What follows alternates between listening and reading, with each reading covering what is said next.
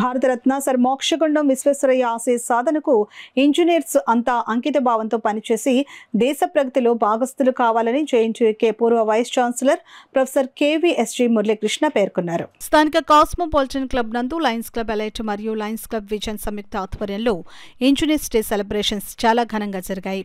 ఈ కార్యక్రమానికి ముఖ్య అతిథిగా జేఎన్టీయూకే పూర్వపు vice chancellor professor KVSG Muralikrishna హాజరయ్యారు.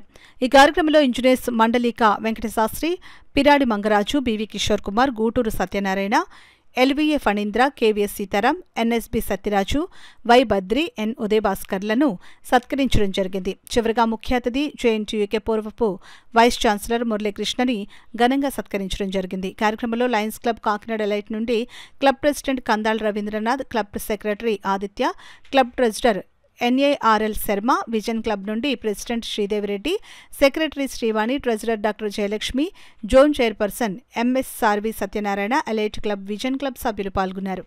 ఆయన బర్త్డేనే మనం ఇవాళ ఇన్ని లక్షల మంది పిహెచ్డీలు, ఇన్ని కోట్ల మంది బీటెక్లో ఉన్నా సరే ఆయన బర్త్డేనే చేసుకోవడానికి కారణం ఏంటంటే 102 సంవత్సరాల వయసులో కూడా ఆయన చాలా యాక్టివ్లో ఫీల్డ్ వర్క్లో ఉండేవాడు.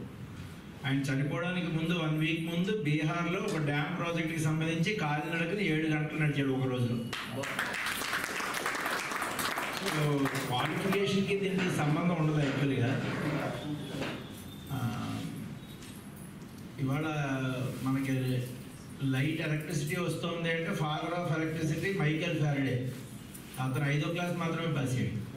బీటెక్ సంగతి పక్కన పెట్టండి, ఎల్సీఏను ఏమీ లేదు, అసలు డిప్లొమా కానీ ఏమీ లేదు, 5వ క్లాస్ పాస్ అయ్యాడు. సో గొప్ప గొప్ప ఇంజనీర్లు అందరూ పెద్ద వాళ్ళు ఇంజనీరింగ్ డిగ్రీ లేదు, వాళ్ళు చేసిన పనులు ఇంజనీరింగ్ అనే దానికి వాళ్ళు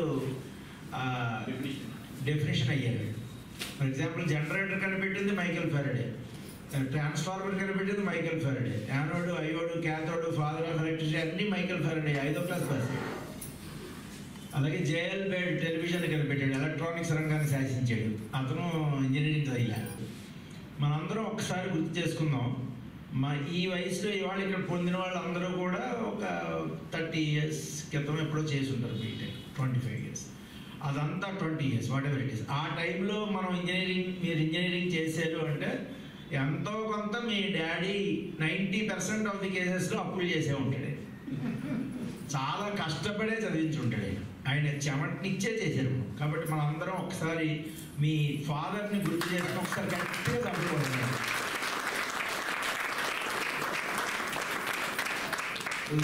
హార్డ్ వర్క్ తెలివితేటలు ఉంటే సరిపోదండి, ఎంతో కొంత భగవంతుడి ఇది ఉంటుంది. ఇవాళ మీకు అసలు ఇంజనీరింగ్ వచ్చింది అంటే, మనందరికీ ఇంజనీరింగ్ వచ్చింది, ఇంజనీర్లు అయ్యారు అంటే మెజారిటీ రీజన్ నేనైతే నమ్మేది మీ అమ్మగారు మీకోసం చేసిన ఉపవాసాలు, వ్రతాలే.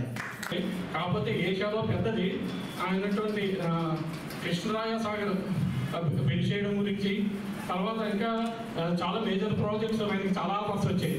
అయినా కూడా ఈవెన్ విదేశాల్లో కూడా చాలా రకరకాల ప్రాజెక్ట్స్ని ఆయన టేక్ ఓవర్ చేశారు. తర్వాత ఏంటంటే ఈ ప్రాజెక్ట్స్ కడుతున్నప్పుడే ఆయనకి మామూలుగా సర్వీసు ఇది చేద్దామన్న ఉద్దేశంతో 1908లో రిజైన్ చేశారు. చాలా చిన్న ఏజ్లోనే రిజైన్ చేసి ఆఫ్టర్ దట్ తర్వాత 1908 నుంచి 12, 14 దాకా మైసూర్ మహారాజా ప్యాలెస్, మనం లలితమాల అని చెప్పి పిలుస్తాం, దానికి దివంగా వర్క్ చేశారు. Other members, co-members, line members, they have already given introduction about Visvesvaraya Garu.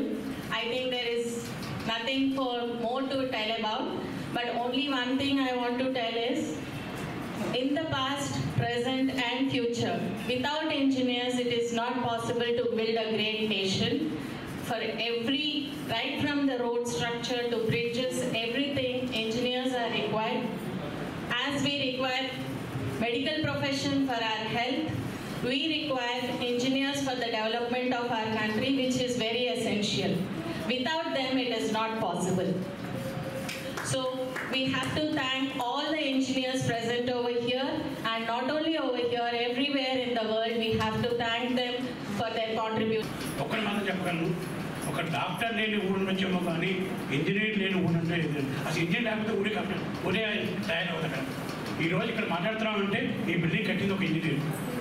ఈరోజు చల్లగా మనం కూర్చున్నాడే ఓ ఏసీ తయారు చేస్తే ఒక ఇంజనీర్, ఒక టేబుల్, ఒక కుర్చీ ప్రతి దాంట్లో కూడా ఇంజనీరింగ్ ఉందండి. సో అటువంటి అద్భుతమైన గొప్ప వ్యక్తులు మన ఇంజనీర్స్. ఈ సంఘం ఒక సంఘం ఒక సమాజాన్ని నిర్మించాలంటే దాంట్లో ఇంజనీరింగ్ పాత్ర చాలా ముఖ్యం. సో ఇటువంటి ఇంత అందమైన అద్భుతమైన ఇంజనీర్ తయారు చేస్తున్న మురళీకృష్ణ గారు లాంటి ఇంజనీర్ అద్భుతం. అండ్ ఇంజనీరింగ్ అవసరాలు లేని రోజు ఈరోజు మనం మైక్లో మాట్లాడుతున్నామంటే ఇది ఎవరో ఒక ఇంజనీర్ తయారు చేసేది. సో ఈరోజు ఆ ఇంజనీరింగ్ స్మరించుకుంటూ మోక్షగుండం విశ్వేశ్వరయ్య స్మరించుకుంటూ ఈ ఇంజనీర్స్ అందరినీ కూడా మనం సన్మానం చేసుకోవడం అనేది నిజంగా మన అదృష్టంగా మనం